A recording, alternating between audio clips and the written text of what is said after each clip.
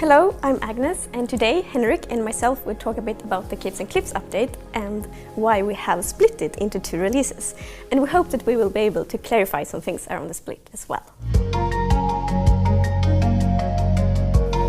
So the Caves and Cliffs update will be released in 2 different parts. So one is a summer release and the other one is a holiday release. So that one will be released end of this year. There are 3 main reasons for us to split the update in 2.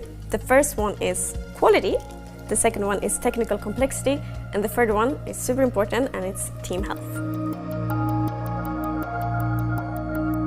To ensure quality, we have decided to release some of the features in the Caves and Cliffs update in holiday instead.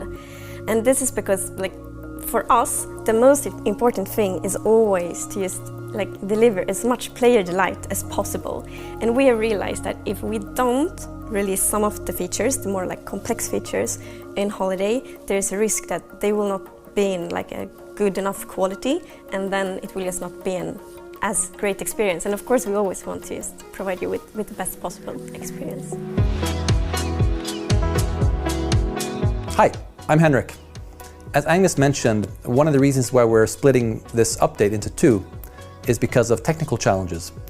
This update is huge. We are changing the very shape of the world in Minecraft, adding massive mountains, epic caves, and changing the height of the world in order to fit these things.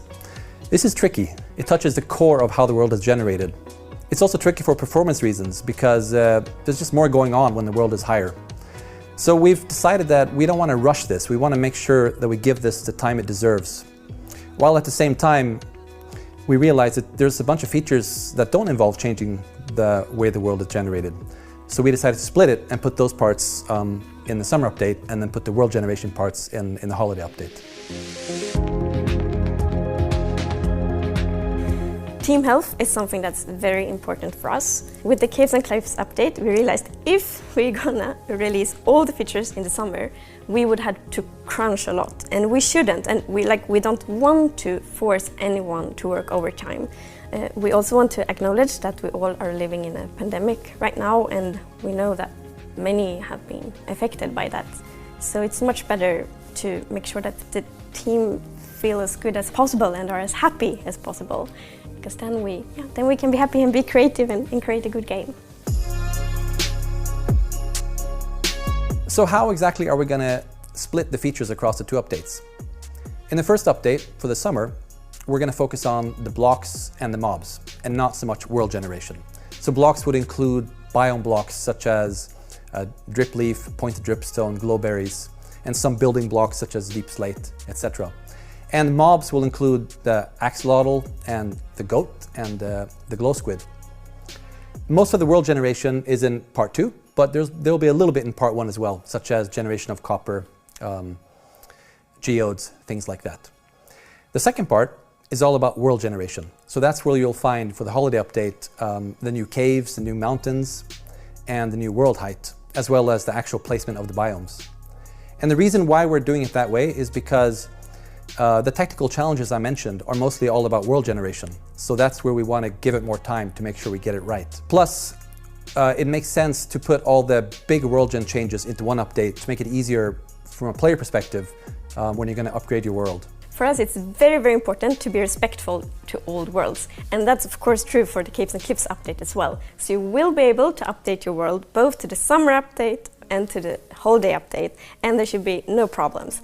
And this is super important for me as well. I think my world is more than 10 years old, and I will get so upset if I couldn't play on it. So yeah, definitely you will be able to play on your old worlds, and you will be able to continue to play on them for many, many more years.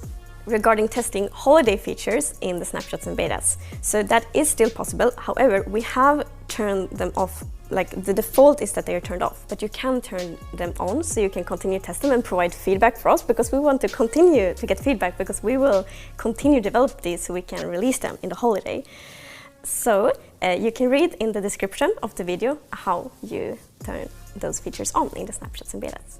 So there is one feature that is postponed even after the holiday release, and that's archaeology. And the reason is that archaeology is a complete new system, which is very exciting, but that means that we really want to give it the time it deserves so we can make it fun, inspiring, delightful, and Minecrafty. So therefore, it's possible. When I was fiddling around with Dripleaf, tweaking it, I noticed that I couldn't stop playing with it, and I started calling in my kids, and we were goofing around and laughing. And one thing we've learned in the team is that when you can't stop testing a feature, then you know you're onto something. And a lot of features in this update are like that. So I really hope you're going to enjoy it as much as we are. So the summer update is very focused on mobs and blocks, and I'm so happy that you actually will be able to get almost all the biome blocks in survival, even in the summer update. So myself, I'm already like, oh, it's okay, I'm gonna find a moss block, and then I'm gonna boom it, so I get all the vegetation blocks from the lush caves, and then I can build, a park in my realm or a fancy garden. So yeah, I really hope that all of you also will be inspired by these blocks and mobs, and will be able to just have a lot of fun and be very creative even during the summer. And we are very happy that we actually can release quite many of the features already in the summer, because we know that many of you have more time to play games in the summer, and then we want to be able to actually give you something new so you can have just extra fun when playing Minecraft in the summer as well. And we really hope that all of you are as excited as we are about the summer release, and that the wait for the holiday release is worth it. So yeah, thank you so much for watching, and yeah, see you soon.